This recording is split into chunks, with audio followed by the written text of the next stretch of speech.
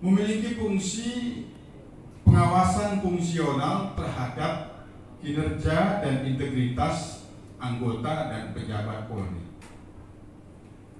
Karena ini persoalannya diserahkan kepada proses hukum, baik dari pihak keluarga Pak Sambo sendiri melalui istrinya membuat laporan polisi, begitu juga dari pihak keluarga almarhum Brigadir J juga membuat laporan polisi, maka Kompolnas harus menjalankan tugas fungsinya sebagai pengawas.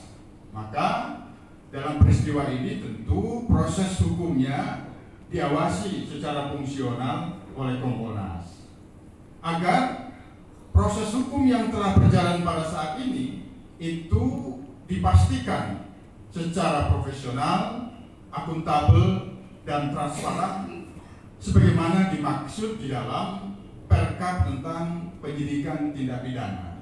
Itu yang kami awasi karena Kompolnas bertujuan mewujudkan Polri yang profesional dan mandiri.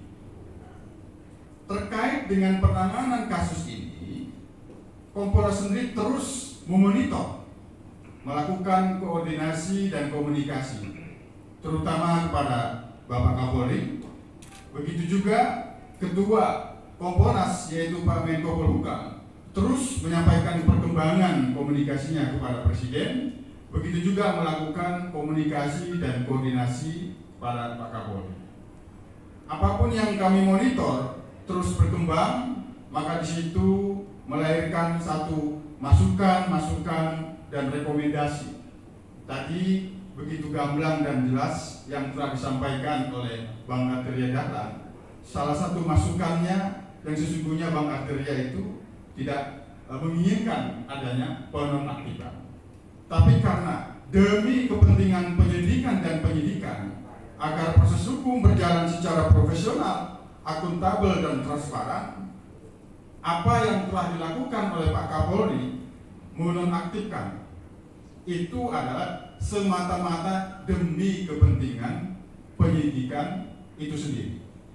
Itu apa yang kita bicarakan pada saat ini terkait dengan tema misteri Brigadir J. Polri presisi, ini ujian Polri presisi. Ini kan ada dua variabel. Variabel pertama, kami yakinkan, kami pastikan begitu besar harapan Presiden agar persoalan ini dilakukan terbuka, tidak ada yang ditutup-tutupi. Tentu ini menuntut profesionalitas penyidik di dalam soal ini. Harapan Presiden itu di dalam proses penyidikan sistem pengawasan itu sendiri. Yang ketiga, pengawasan masyarakat. Apa yang dicanangkan oleh Kapolri ini sesungguhnya telah memahami betul perkembangan institusi Polri di tengah-tengah masyarakat, sehingga di dalam agenda transformasi Polri itu ada transformasi pengawasan, di mana saat program itu dicanangkan dan ke depan Polri bekerja dalam sistem pengawasan, baik itu pengawasan yang dilakukan pimpinan Polri itu sendiri, pengawasan sistem pengawasan internal oleh Inspektorat Pengawasan.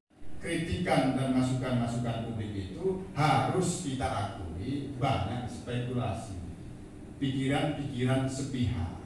Untuk menghindari spekulasi dan pikiran-pikiran sepihak itu menjadi kebenaran, maka tepat Presiden memberikan perhatian penuh agar persoalan itu jangan ditutupi, bukan apa adanya, agar semua spekulasi, tafsir